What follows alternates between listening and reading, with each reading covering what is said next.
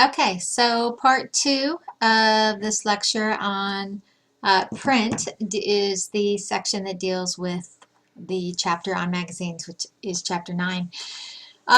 So a couple of things about magazines. In terms of time, the very first magazine was actually in London in the 1700s, 1704, and it was very much a political magazine. There you see some of the titles of some other magazines from that particular era. Now, in the United States, magazines progressed a little bit more slowly. Obviously, there were other things to worry about. The idea of the pamphlet and the newspaper certainly caught on and found their niche in this new country faster than did magazines. But you'll see some of the early ones listed. In the 1800s, the growth of magazines was a little bit slowly began to pick up, and the idea of specialized magazines, and you see the infamous Saturday Evening Post, and when it developed, and some things that influenced the history and the overall emergence and growth of the magazine industry. Social reform in the muckrakers. This is in Teddy Roosevelt's era. Some very interesting things in this particular article. Definitely recommend that you especially slow down when you get to the section about muckrakers and Roosevelt's conversation. We brought up muckrakers with the concept of newspapers, but it also applies to magazines as well. Then we have the rise and fall of the so-called general interest magazines, which are somewhat your generic magazine that apply to all. And because of their applicability, they were pretty popular for a long time and began to decline more recently in the last couple of maybe decades. So photojournalism was a huge big deal and is actually what bumped the edge of magazine over radio. And there you see some of the prominent general interest magazines listed in terms of Saturday Evening Post and things like that.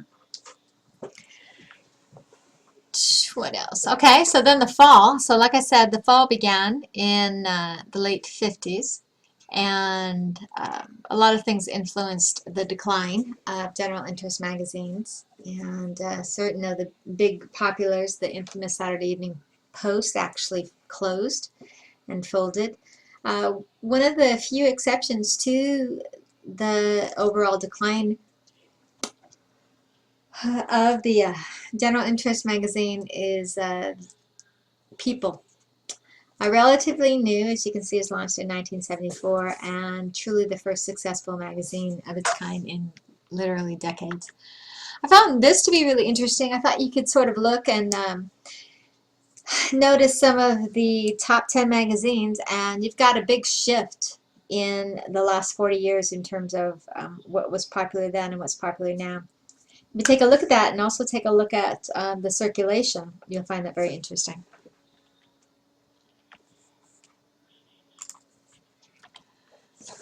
Convergence magazines have been a lot more receptive to this whole idea of converging to a digitized format. One of the assignments I'm going to have you do is to compare the print version of a magazine and look at its online version. I'll send you to a website that has a directory of that, and I think you'll find it very, very interesting, where you specifically could take a look at that. And nowadays, it's very much about having a specialized little niche that is your way to be unique, and how you target that, whether it's by topic or by the audience to which you appeal.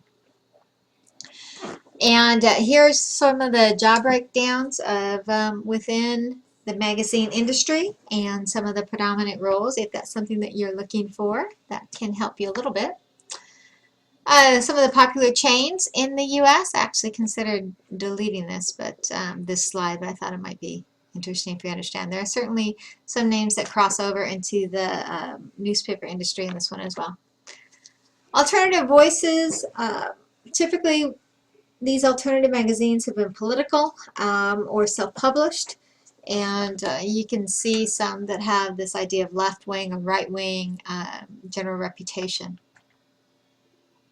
Magazines in a democratic society certainly has had a lot to do with our becoming a producer to a consumer. Many people argue that's not a good thing.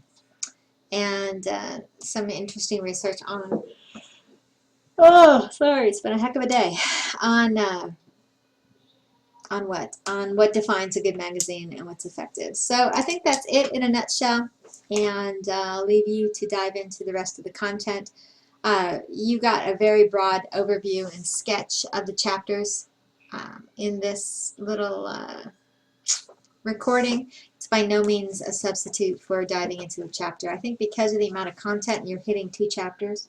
I'm probably not going to do an additional bit of information. Rather, I think I'll just let you play around with some website and have some assignments I want you to do that you'll probably actually learn more from than listening to me again. So that's it for now. I'll see you online.